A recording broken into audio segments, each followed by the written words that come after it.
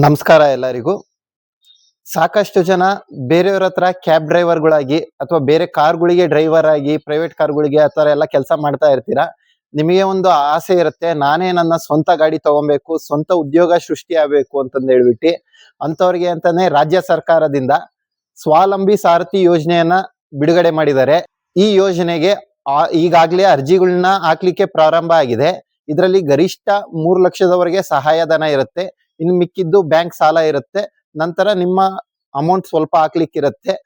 ಇಷ್ಟನ್ನು ನೀವು ಮಾಡ್ಕೊಂಡ್ರಿ ಅಂತಂದ್ರೆ ನಿಮ್ಮ ಸ್ವಂತ ಗಾಡಿಯನ್ನ ನೀವೇ ಬಿಡಿಸ್ಬೋದು. ಅದು ಯಾವುದೇ ಗಾಡಿ ಆಗಿರ್ಲಿ. ಆದ್ರೆ ಇದರಲ್ಲಿ ಯೆಲ್ಲೋ ಬೋರ್ಡ್ಗಳಿಗೆ ಮಾತ್ರ ಅವಕಾಶ ಇರೋಂಥದ್ದು, ವೈಟ್ ಬೋರ್ಡಿಗೆ ಅವಕಾಶ ಇರೋದಿಲ್ಲ. ಸ್ವಯಂ ಉದ್ಯೋಗನ ಸೃಷ್ಟಿ ಮಾಡೋ ಯೋಚನೆಯ ಮೇಲೆ ಸರ್ಕಾರ ಈ ಯೋಜನೆಯನ್ನ ಲಾಂಚ್ ಮಾಡಿದೆ.